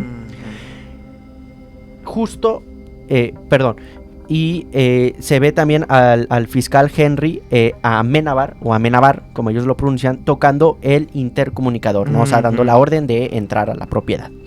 Después se muestra el ingreso del fiscal y los policías, al abrirse la puerta en el interior, Alan García se encontraba parado en el descanso de la escalera que iba al segundo piso, ¿sí? A planta alta. No obstante, dicho video no tenía sonido. Según los testimonios de los presentes, García le preguntó al fiscal si la diligencia se trataba de una orden de prisión preliminar, respondiendo el fiscal de forma afirmativa. O sea, sí vamos a atrapar, o sea, sí, venimos a arrestar. Vamos por él. Sí. Tras ello, García subió hacia el segundo piso, refiriendo que iba a hablar con sus abogados. En el transcurso de la subida, se observa en el video por unos instantes un revólver en la mano de García. O sea, ya tenía el arma lista. Posteriormente, Alan García se encierra en su habitación y se quita la vida. Obviamente una herida un impacto de bala que le quitó la vida al instante. En el año 2025, Harvey Colchado, líder de la DIVIAC en ese momento, confirmó la existencia de 4 videos en el Dominical Panorama y en el canal de YouTube, la Roro Network. El primero cuando ingresan las autoridades y el fiscal. El segundo cuando Alan García está bajando las escaleras, y la tercera cuando se mete a su habitación. No obstante, el cuarto video no se encuentra disponible. Según Harvey, el cuarto video era cuando García se autodesvivía, y el momento quedaba registrado que incluso se grabó cuando las autoridades abrieron la puerta y estaba pues su cuerpo, ¿sí? Y les dejo el link del video que está en YouTube, pero solo son las 3 primeras partes, o sea, falta una cuarta parte y esa es la que pues no se ha divulgado. Y sí, de hecho en el video sí se ve que pues ya, lo tienes que pausar, pero sí se ve que ya portaba un arma, y ya el video se detiene cuando las autoridades están a las afueras de la habitación de Alan, y ahí se dice que en ese preciso momento fue cuando detonó el arma. ¿Qué te parece este caso? Fíjate que no lo conocía este caso, y qué fuerte, o sea, cómo hay gente que realmente tiene el valor de hacerlo. Sí. Y bueno, o sea, la verdad, como te digo, no lo conocía y se me hace muy, muy interesante. O sea, digo, sí tenía pues su contexto, ¿no? Pero digo, o sea, cómo, hasta dónde puede llegar una persona por estrés, por presión o lo que sea, ¿no? Hasta quitarse la vida. Y bueno, entonces quiero creer que dentro de la habitación, aquí estamos, estoy viendo el video de cuando sube las escaleras, y ahí, sí, ahí ya se logra ver en su mano derecha cuando saca el arma, cuando ya la trae, mejor dicho. Sí. Y se encierra en su cuarto. Se encierra, sí. Bye. Y bye. Ay, cabrón, qué fuerte. Pero bueno, vamos a seguir, Serafines, con otro caso de Lowe's Media. Y este en particular, pues, me gusta mucho. Titulado El episodio perdido del Chavo del Ocho. Estatus: existencia no confirmada. La historia del episodio perdido del Chavo del Ocho es el relato de cómo una idea privada y oscura de su creador, es decir, de Chespirito, se transformó en una pesadilla colectiva para toda Latinoamérica. Para entenderla, debemos viajar a mediados de la época de los 70, que era cuando el programa no solamente era un éxito, sino era un fenómeno mundial, de hecho, porque hasta en Latinoamérica, o sea, digo, en México tuvo mucho éxito, sí, su país natal, pero es que en Latinoamérica es una verdadera locura lo que fue Chespirito y el Chavo en general. No se diga en Brasil, güey. En Brasil, sí, de hecho, o sea, hasta en la serie lo pintan, ¿no? De que van a Sudamérica y hasta ellos se sacan de una de, o sea, porque hay tanta gente, ¿no? O sea, era algo brutal, bestial. Cronológicamente, vamos a contar lo que pasó. Todo comienza en la mente de Roberto Gómez Bolaños, Chespirito, el creador y guionista, sí, que de hecho en varias entrevistas él lo menciona, o su esposa, ¿no? Florinda Mesa, entre otras personas, que él dice es que él escribía todo. O sea, él escribía los guiones, la dirección de cámara, él escribía todo. Wow, un genio. Sí, o sea, él estaba detrás de la mente y del éxito del Chavo del Ocho. Bueno, y de los programas. A pesar de la alegría que proyectaba la serie, Roberto era un hombre extremadamente metódico y a veces dramático con sus historias. Y esto también lo dicen los mismos actores, que a pesar de que en pantalla tú lo veías pues alegre, ¿no? Acá dentro de su personaje, era un hombre muy exigente en la calidad de sus programas, en cómo se hacía. Era un hombre muy disciplinado y muy metódico. Se dice que alrededor de 1977 el elenco enfrentaba tensiones internas, y eso también lo vemos, por ejemplo, en la biografía o en la serie de Chespirito, que llegó un momento de que hay tanto éxito por parte del programa que, bueno, sí, los actores forman parte del programa, pero cada uno de los actores quiere destacar, ¿no? Lo platicamos con Carlos Villagrán, sí, con Ramón Valdés, exactamente, ¿no? O sea, piensan que ya tienen el éxito que necesitan y pues se salen del proyecto. Entonces, el elenco enfrentaba tensiones internas y Roberto empezó a juguetear con la idea de un episodio de cierre definitivo para la serie. Para decir, ok, ya estamos teniendo muchos problemas, ya vamos a terminar la serie, y empezó a no escribir como tal, bueno, sí, pero todavía no, pero empezó a meditar la idea de, ok, vamos a hacer un episodio del Chavo donde ya concluya todo. Su concepto no era una boda, no era una despedida emotiva, sino un final trágico. Teóricamente, en el último episodio del Chavo del Ocho, el Chavo iba a morir. Wow. El guión que supuestamente redactó, porque sí lo escribió, eso es lo que se tiene, describía que el Chavo, en su mundo de la vecindad, intentó salvar a otro niño de ser atropellado por un camión.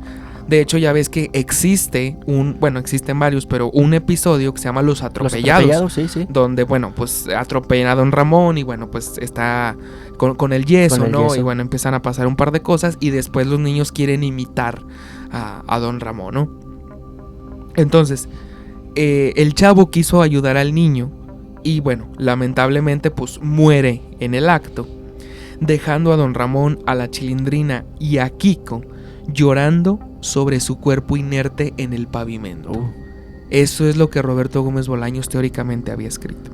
La narrativa de la leyenda asegura que de hecho este episodio no solamente se quedó en un guión, sino que llegó a etapas de preproducción. Es decir, o sea, ya se empezó a hacer más, no tangible, pero más real, sí, más posible. Pero cuando empezaron con los proyectos y la preparación, se cuenta que cuando Roberto les presentó la idea a los actores, el set se llenó de un silencio sepulcral. Los actores que habían dado vida a los personajes por años, sí, se negaron rotundamente a filmar algo tan desolador. Sí. Y es que sí. O sea, no puedes terminar un episodio del Chavo que era risa, era comedia, sí, así. Y sobre todo con un final trágico, como lo decimos aquí. Y gráfico, como supuestamente lo querían pintar. O sea, exacto, sí lo querían hacer gráfico. Exactamente.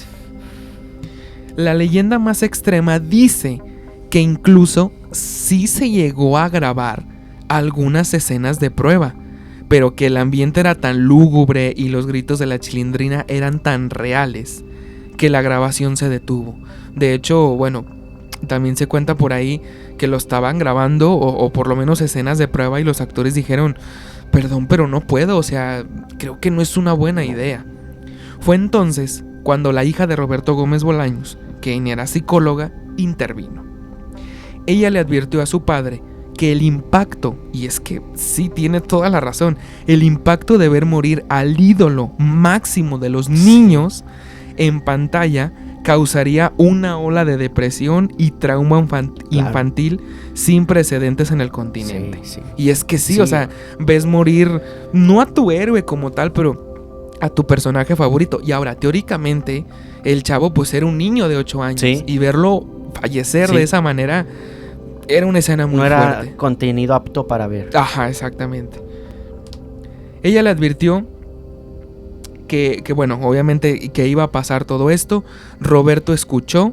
Dicen que rompió el guión y el episodio quedó sepultado para siempre. Sin embargo, el mito cobró vida cuando, debido a un error de la memoria colectiva, Sí. efecto Mandela, Otra vez, sí.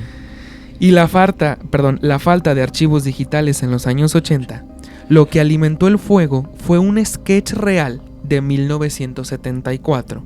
Y en este episodio el chavo decide jugarles una broma pesada a los adultos de la vecindad, ya que se tira en la calle, se baña en salsa de tomate para simular líquido hemático y se queda inmóvil. En la transmisión original, la escena era cómica, pero el recuerdo de millones de niños y de personas, sumado a la baja calidad de los televisores de la época que había en ese momento cuando se transmitía el programa, hasta la gente empezó a recordar que la sangre era real, que se veía una escena muy trágica. Y es por eso que gracias a esto dicen que el episodio perdido, donde el chavo fallecía, sí era real. Pero fue gracias a este episodio. Otra vez el efecto de desplazamiento, Sí. ¿no? Hoy en día, este caso es el ejemplo perfecto de un lost media, que nació de una intención real, pero que terminó siendo un teléfono descompuesto cultural. El episodio del atropellamiento real nunca se emitió porque nunca se terminó de filmar.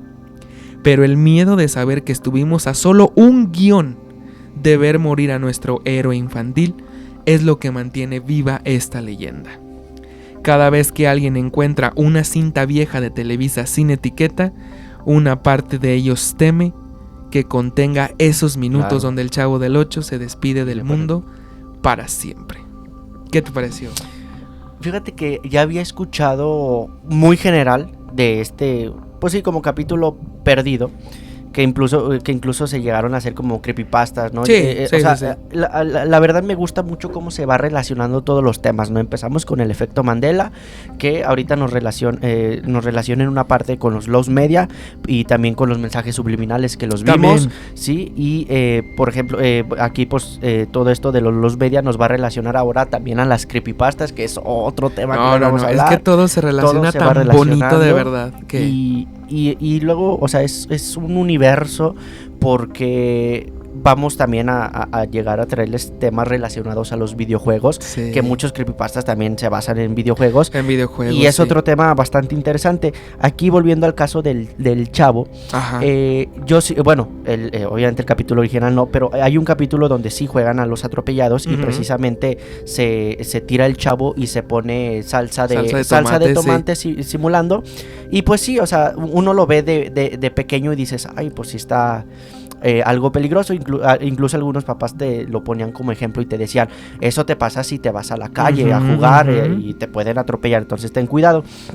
Y también recuerdo, espero no hacer spoiler de los casos que nos traes, de un capítulo del Chavo del 8 donde pues están en la plena vecindad y como siempre, ya sabes, llega el señor Barriga y como siempre pues le pasa alguna desgracia por parte del Chavo, pero no recuerdo, creo que ahí era un capítulo de Don Ramón Carpintero, si no me equivoco. Pero ese capítulo, o sea, sí existió, pero lo censuraron porque pues los niños jugaban, el Chavo, la Chilindrina, Kiko jugaban pues con las herramientas de Don Ramón, pero la víctima era el señor Barriga. Entonces tenían, por ejemplo, un martillo y pues los niños se arrebataban el martillo y le pegaban al señor Barriga. Yo vi ese capítulo. ¿Sí? Sí. Ok.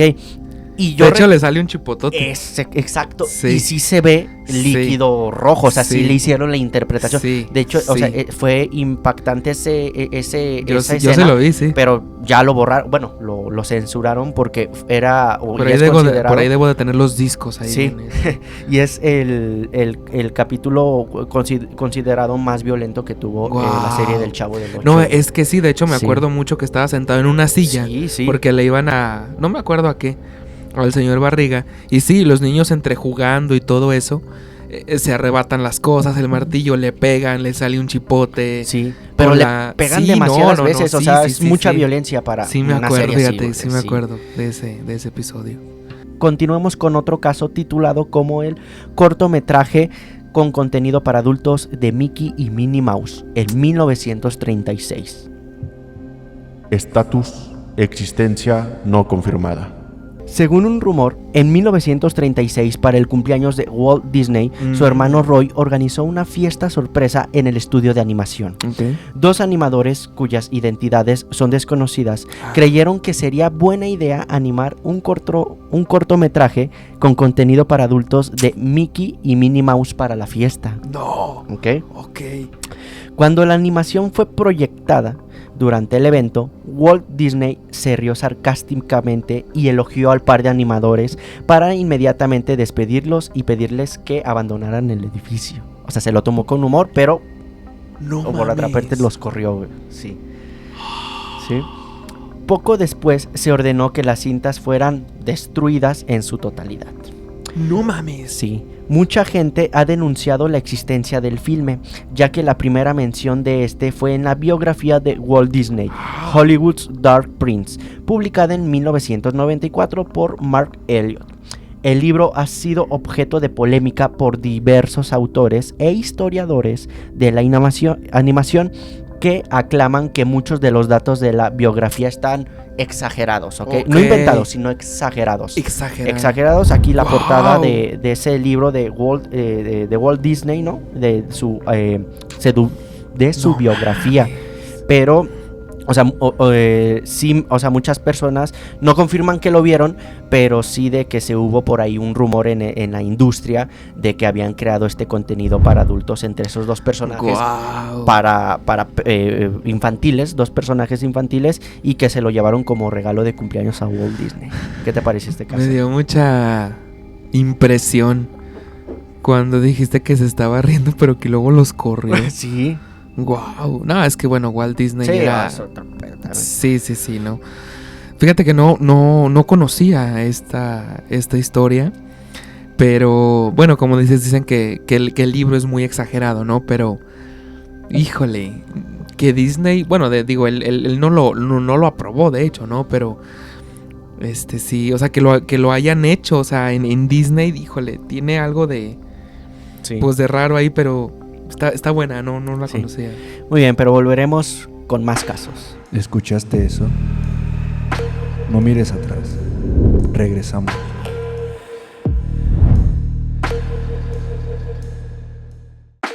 El final está cerca. Aún no enciendas la luz. Continuamos. Continuando con más casos, pasemos a este también tema, caso polémico que me imagino que pues sí lo conoces, y estoy hablando de la caída de Sí. Owen Hart Sí. en evento en vivo en 1999. Estatus perdido.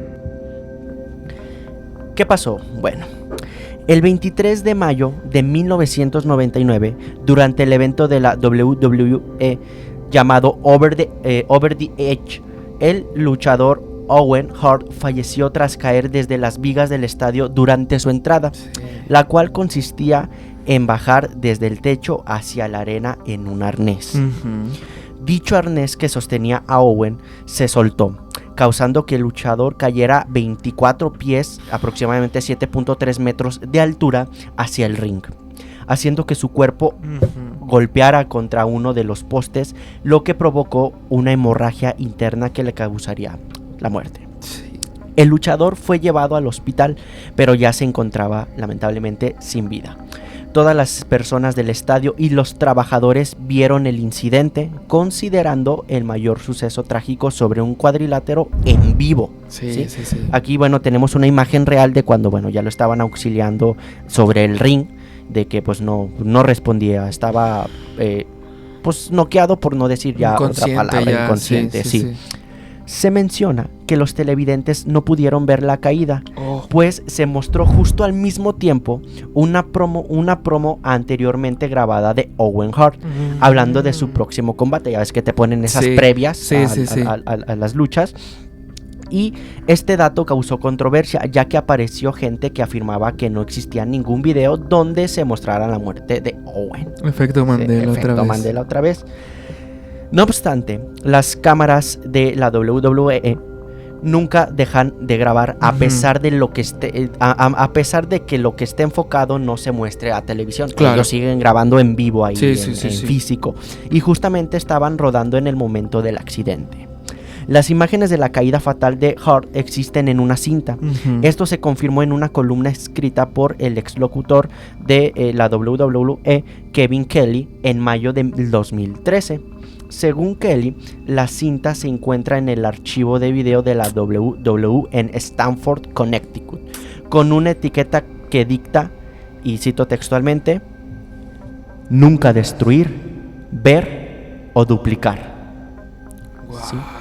Les dejamos un video de YouTube que, bueno, no se ve la caída, obviamente, porque es lo que está perdido. Claro. Pero sí está el audio de los comentaristas Sí. durante el evento, que eso sí está disponible.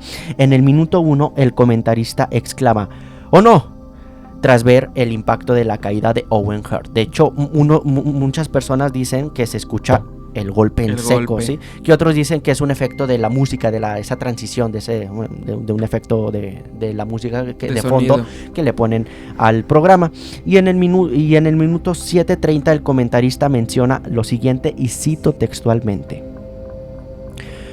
Owen está siendo llevado de urgencia al hospital. Vi que el brazo izquierdo de él presentaba una cortadura enorme donde se podría ver el propio hueso. Esperemos que sobreviva a esta tragedia Owen Hart.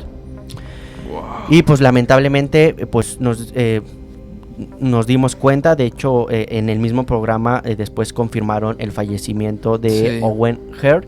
Y pues no sé qué te parece este caso. ¿Ya lo habías escuchado? Sí, sí, es un caso muy famoso de la WWE. De hecho, bueno, yo soy muy fan de la WWE. Y sí, obviamente este caso lo conocía, y sí, se tiene como el mayor también loss media que se tiene de la WWE. Es un caso muy interesante porque, como dijiste, de hecho hay muchas personas en la tele, o sea, Sí. que lo estaba viendo en la tele, que realmente no vieron que pasó eso, ¿no? Entonces digo, qué lamentable suceso. Pero digo, a lo mejor el video obviamente no está disponible, está oculto al público, pero hay algo que nunca van a poder borrar. Y eso es la memoria Sí. de la gente que estaba en vivo Recuerdo, ahí. güey.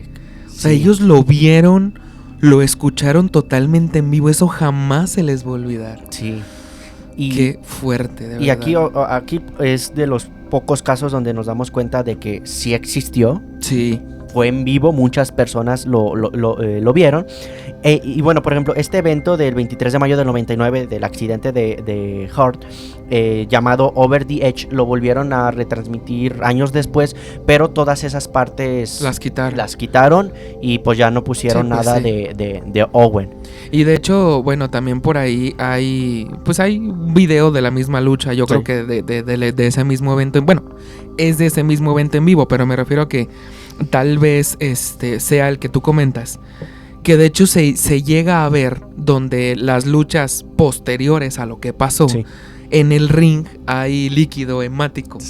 O sea, de que como que no limpiaron bien.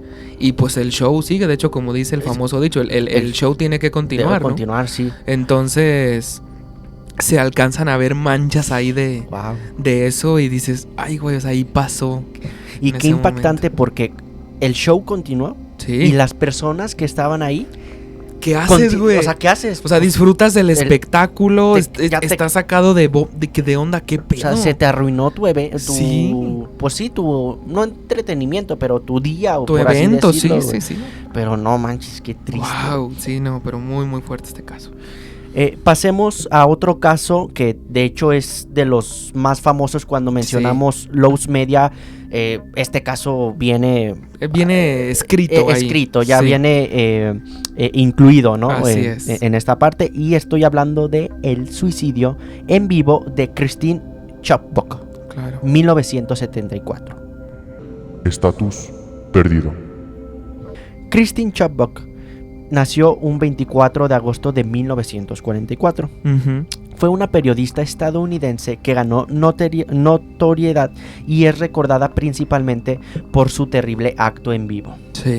Christine trabajó para el canal 40 de la WXLT TV, Sí. actualmente WWSB. Bueno, Ujú. aquí yo les digo las iniciales, las siglas en español, pero está todo en inglés. Y ella trabajaba conduciendo el noticiero nocturno y posteriormente como presentadora de un programa matutino titulado Sun Coast Digest. Ujú.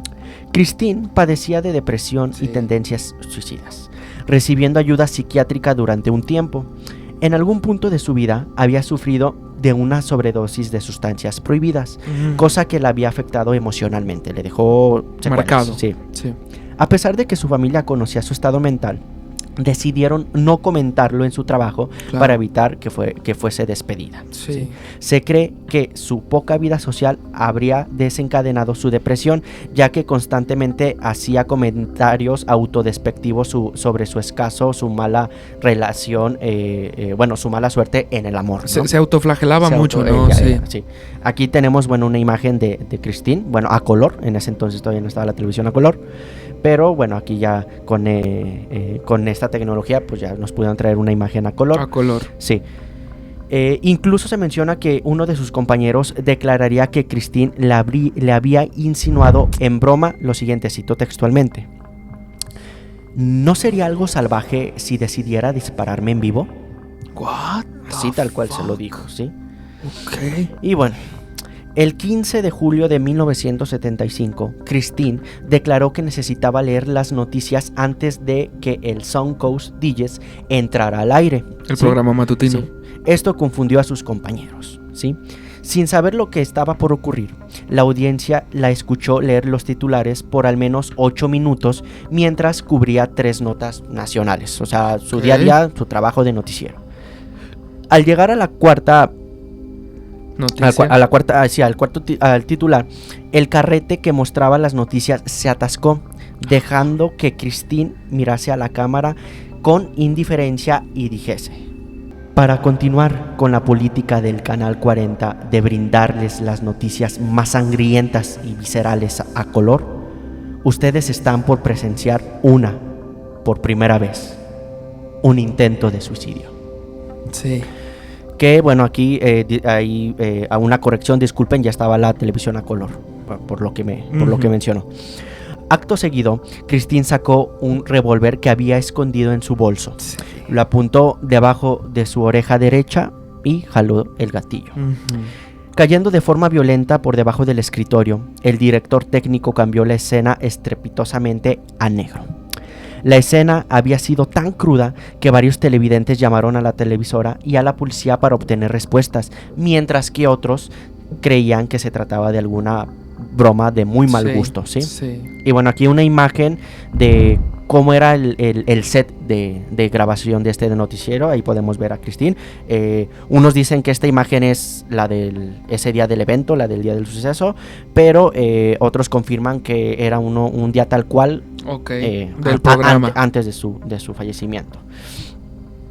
Tras ser llevada de urgencias al hospital Sarasota Memorial, el director de noticias Mike Simmons descubrió que Christine había escrito una noticia de seguimiento que Está muy describía buena. su trágico evento. Sí.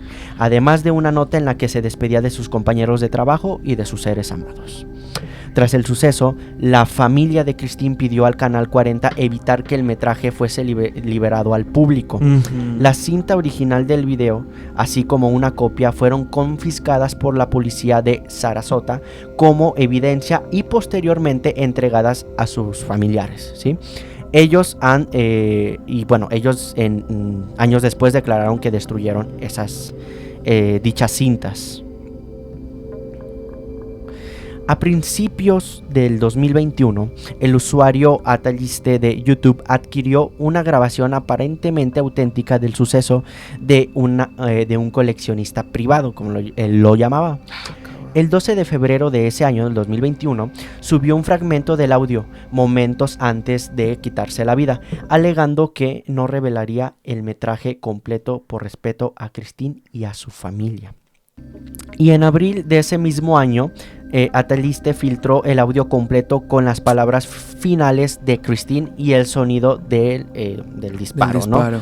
Aunque el video fue rápidamente privatizado en YouTube y fue resubido en otros sitios. Entonces muchos tenemos en mente que cuando bajan algo de internet es porque es muy probable que sea real. Entonces es una alerta de que algo anda mal, ¿no? Anda mal. Entonces este audio se hizo viral porque pues bueno, fue hace 5 años y varios youtubers hablaron de este caso y a muchos les tumbaron sus videos precisamente.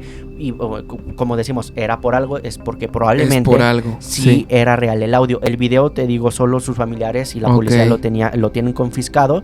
Los familiares después confirmaron que ellos habían destruido las cintas. Pues sí, es obvio que no las querían ni siquiera ver probablemente. Pero pues sí, este fue el caso de Christine Chapbook. ¿Qué te pareció el caso? Fíjate que te voy a contar ahora yo otra historia. Bueno, no otra historia, otra versión. Porque este guión lo hicimos en conjunto. Sí. Entonces dijimos, bueno, tú investigas unos casos, yo investigo otros. Y bueno, como lo dijo Brandon al principio de este caso, este es el caso más famoso, más crudo de Lowe's Media. Y curiosamente es uno de los más buscados también. Sí. Porque digo, el ser humano es morboso y queremos ver lo que se transmitió en vivo. De hecho hay un documental, me parece que en Prime Video o en Netflix, no me acuerdo. Creo que es Netflix. Es Netflix de este caso, evento. Sí. Ahora, ahí te va. Por lo que yo investigué, se dice que el director, nomás que bueno, quiero abrir a ver, no sé si me puedas abrir ahí en tu... Claro. En tu iPad el guión, el que yo hice, pues. Sí. Que se llama Lowe's Media. Está también ahí en la carpeta del podcast. Sí. Porque ahí tengo otra versión. Ajá, aquí está. Entonces, te voy a pasar un poquito esta. Sí. Y ahí te va. Porque, te digo, según lo que yo investigué fue lo siguiente. Y ahí te va. De hecho... Dice, a pesar de que en internet circulan videos borrosos que claman ser parte del metraje original, todas son recreaciones. Ahí te va. El video auténtico del suicidio de Christine Chapbook sigue existiendo físicamente en algún lugar, pero permanece oculto al público. Y ahí te va. Se dice que, bueno, de hecho... Se dice que en su escritorio ella era como muy disciplinada y muy metódica en su trabajo, pues. Organizada. Organizada. Incluso dejó escrito en su escritorio el guión de lo que debía decir el presentador que la reemplazara después de que ella se disparara. Incluyendo la noticia de su propio estado crítico y el hospital en el que sería trasladada. Ella en su escritorio dejó una nota de que, ella ya sabía lo que iba a hacer y hasta dejó una nota de cómo la tenían que presentar ante la televisión. Y la nota que fue encontrada por el director de noticias decía lo siguiente. La presentadora de Suncoast DJs, Christine Chapbook, se pegó un tiro durante la transmisión en vivo esta mañana en el programa de entrevistas de la estación de la televisión del Canal 40. Fue trasladada al Hospital Memorial de Sarasota, donde permanece en estado crítico. Y no fue lo peor, sino que ella, dicen que ella fue con un policía y ella, digamos, no disfrazándose, pero haciéndole creer al policía que iba a hacer un trabajo de reportaje sobre este tema del desvivimiento. Ella le pregunta al policía, ¿cuál es la parte o el método más efectivo para quitarse la vida. Sí. Y el policía le dijo que detrás de la oreja. Y ahí fue donde se dio. Se dio la idea Y ahí fue, y ahí fue donde ella se dio. Entonces dice que hasta fue a investigar para darse ahí. Wow. Ahora, aquí es donde comienza la leyenda de Lowe's Media que Sí. te quería comentar. El dueño del canal, Robert Nelson, confiscó la única cinta maestra del programa, que fue la única que se tenía. Durante años, la existencia de este video fue un secreto a voces. Sí. Pero se decía que estaba guardado en una caja fuerte blindada. Con el paso de las décadas, Nelson, el dueño del canal, fallece. Y la viuda, su esposa, la viuda, entregó la cinta a un bufete de abogados con la intención estricta de que jamás fuera vista al público. Sí. Eso es lo Sí, que la información que yo tenía, pues. Tal vez a lo mejor ellos dijeron que la habían destruido o no sé, Sí. pero Sí, complementa muy bien el tema porque, o sea, eso de la nota que hasta dejó como tal instrucciones Sí. de lo que tenían que hacer del suceso. Y todo esto de, por ejemplo, lo que comentabas que fue y le preguntó a un policía de todo esto. Antes de ese evento trágico, ella realizaba muchos reportajes o noticias relacionadas a este tema de de quitarse la vida. Y pues por ahí ya empezaba a dar esas señales que pues muchos, o bueno, nadie se esperaba que lo iba a hacer realidad, y mucho menos en vivo, ¿no? En tal cual. Y fíjate que de hecho se pregunta, o sea, bueno, muchos decían que por qué lo había hecho. Y es que ella ya estaba harta porque, y de hecho lo comentamos en el de, ¿cómo se llamaba? El de la cartel rojo, ¿cómo se llamaba? El de Crónica TV. Crónica TV, Ajá, sí. Que Las placas rojas. Las placas rojas, que llegó un punto en la televisión donde tenían que sacarlo más morboso para que fuera visible. Y de hecho, en inglés lo llamaban If it bleeds, it leads. Okay. O sea, si hay sangre, es la nota principal. Y eso es lo que, pues lo que provocó que ella también lo hiciera.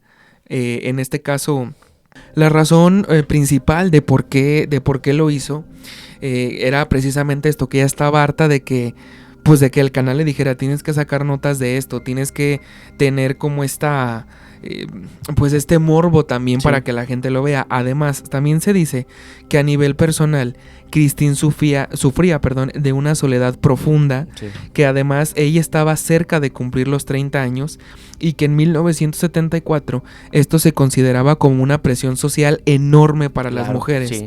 Además, nunca había tenido una relación sentimental duradera ni amigos cercanos fuera de su familia. Además, su madre dijo después que Christine estaba obsesionada, con su incapacidad para conectar con los demás. Además, pocos días antes del evento, le habían extirpado un ovario y los médicos le dijeron que si no quedaba embarazada en el próximo año, era probable que nunca podría tener hijos, lo que terminó por hundirla emocionalmente. Sí, sí. O sea, ya la estaban bombardeando por todos lados y pues bueno, resulta... Le entraron esas ideas y pues bueno, sabemos dónde terminó. Claro. ¿No? Y bueno, muy bien, Brandon, pues vamos a cerrar ya con este episodio. Y como sabemos, como hemos dicho en anteriores episodios, que repito, la verdad es que estamos muy agradecidos con todos ustedes porque lo han hecho y hacen que también el video pues llegue a más gente.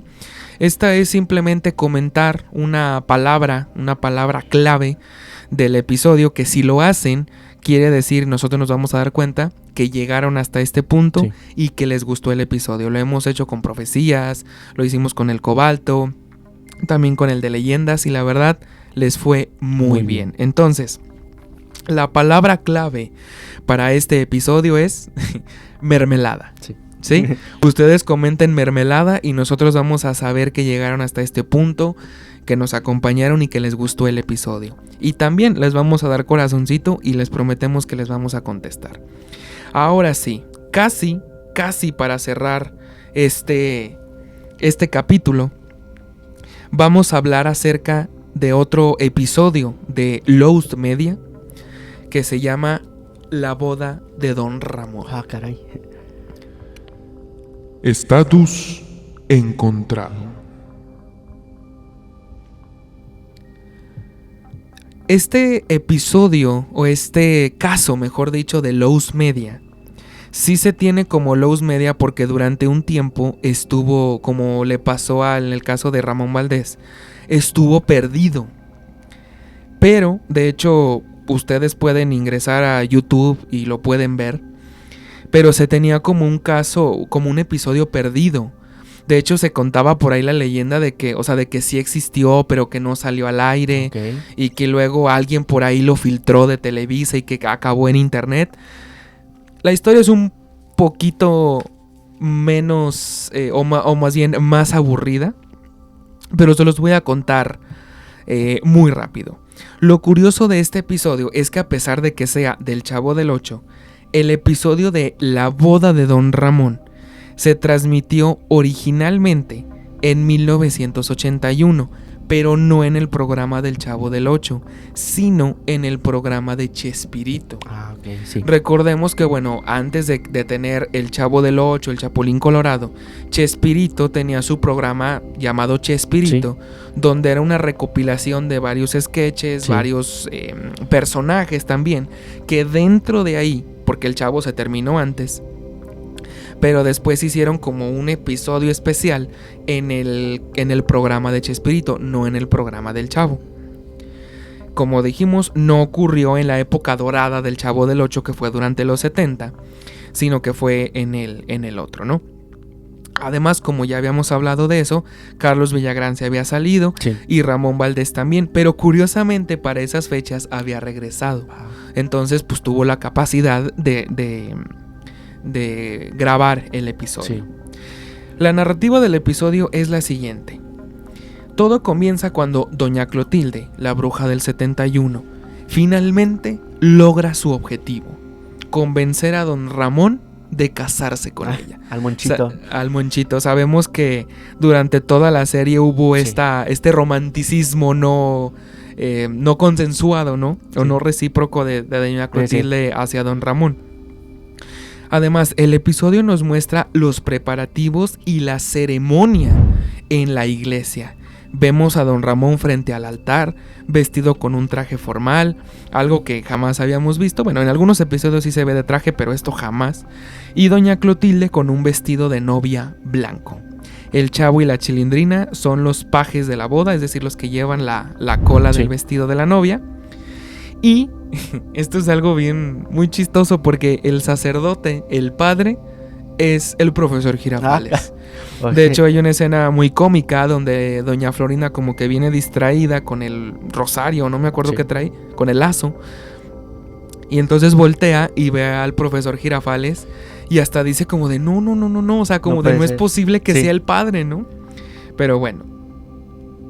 Lo que hace que este episodio se sienta como un Lost Media es que el capítulo entero tiene una iluminación diferente, una sensación de irrealidad.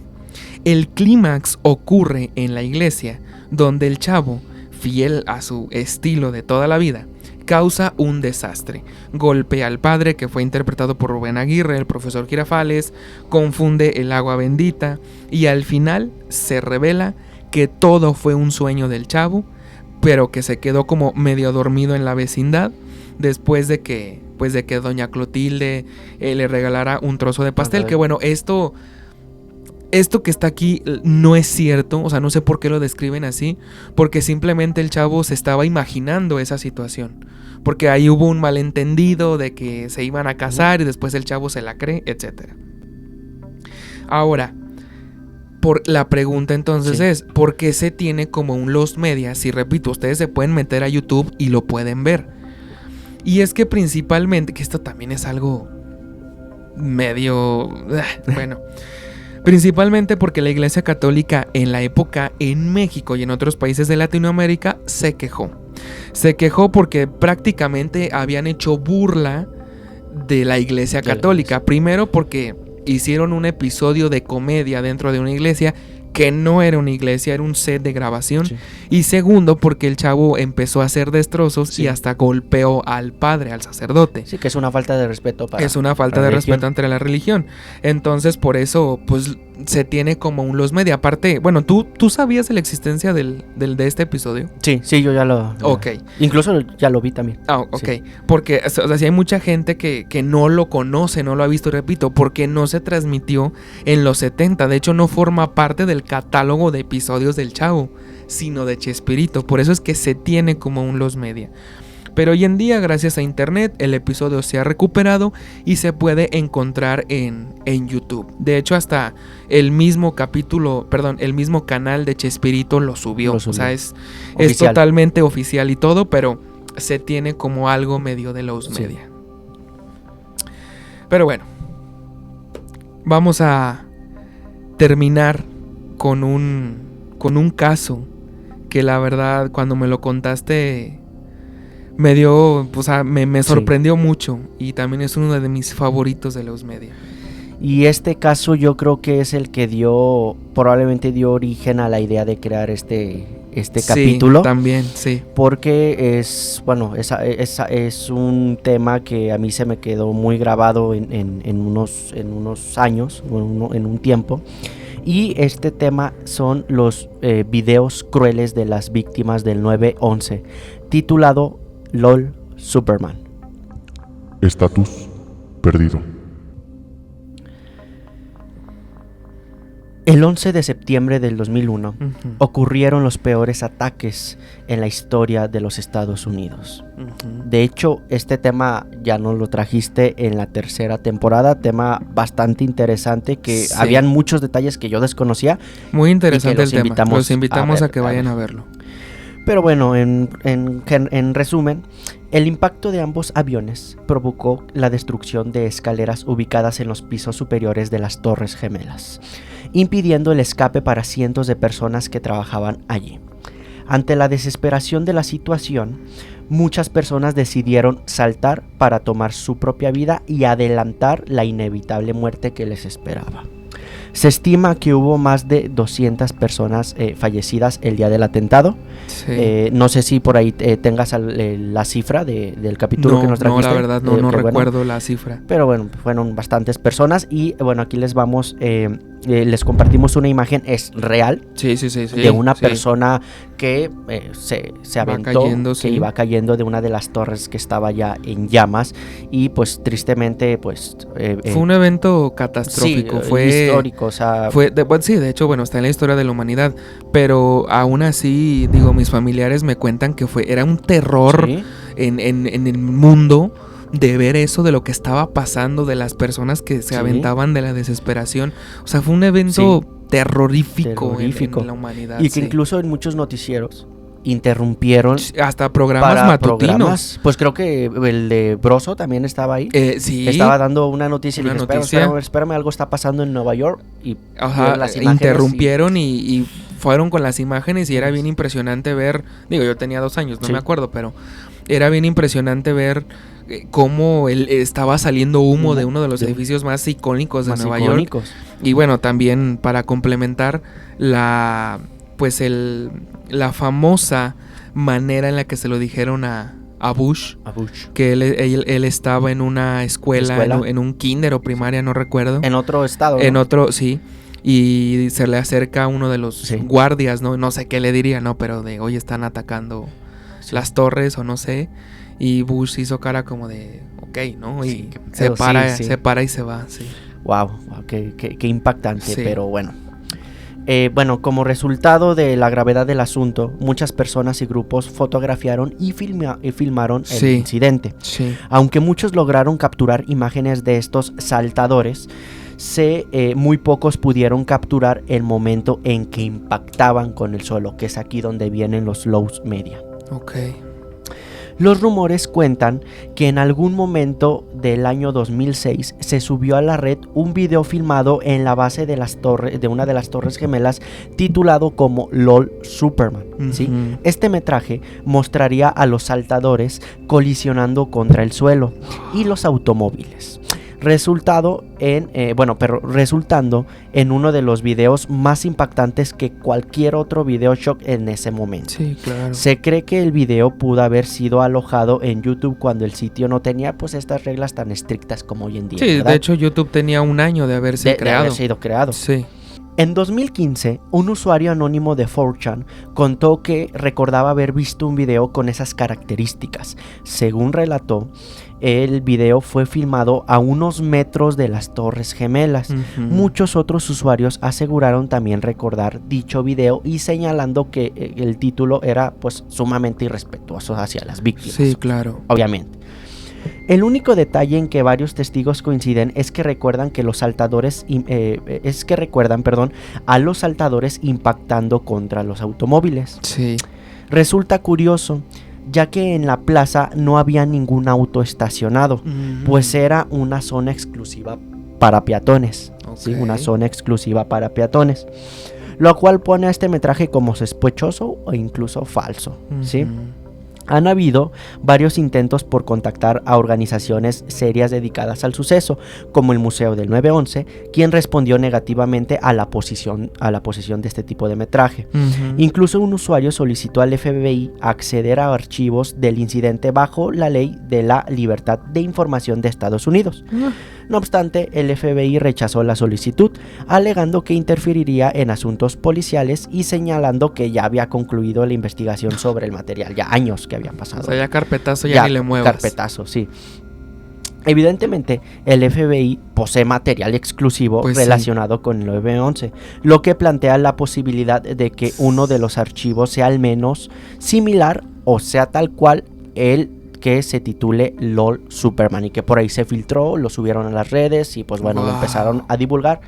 Y hasta ahora no se ha encontrado ningún fragmento ni fotograma de LOL Superman y no existen pruebas contundentes de que el video forme parte de algún archivo relacionado con este ataque o de que siquiera exista tal cual se describe. Y la imagen aquí que les compartimos, bueno, es un render, es una recreación donde el punto rojo indica la perspectiva que se grabó el video de LOL Superman. Por ahí, bueno, ahí se pueden ver la plaza y las torres gemelas. Entonces, en esa plaza, que es puro pavimento, ahí en ese video supuestamente se ven las personas impactando contra el suelo.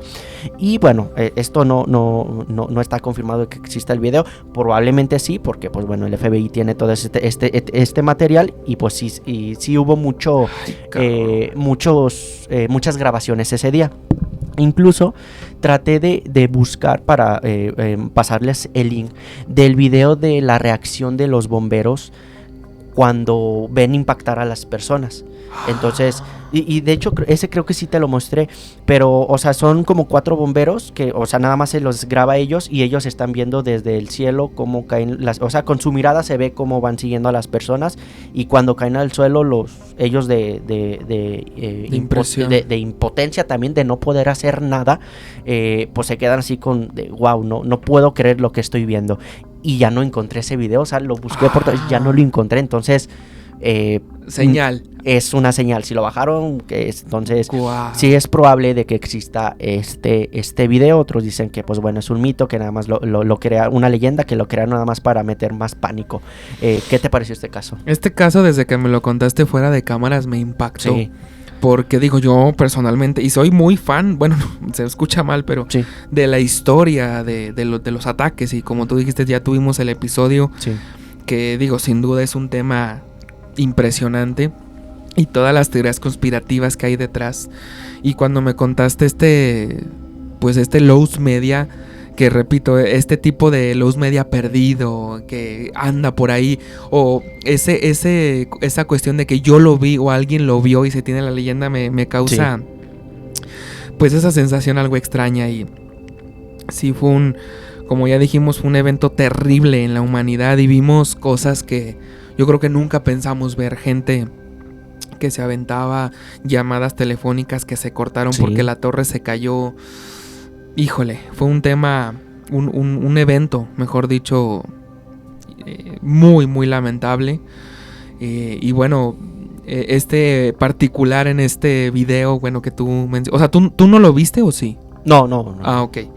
Porque digo, qué impactante ver también ese video. Sí, que de hecho por ahí en YouTube filtraron que según esto era un fragmento real de este video, en donde pues se miraban unas personas impactando, pero o sea, las personas lo desmintieron y pues sí se ve falso, o sea, sí se ve que fue una edición, que utilizaron por ahí algo de edición para este tipo de contenido, pero bueno, en un futuro probablemente les vamos a traer la segunda parte porque faltan muchísimos más. Sí. Pero al menos los más conocidos y también para que se vayan empapando en este tema.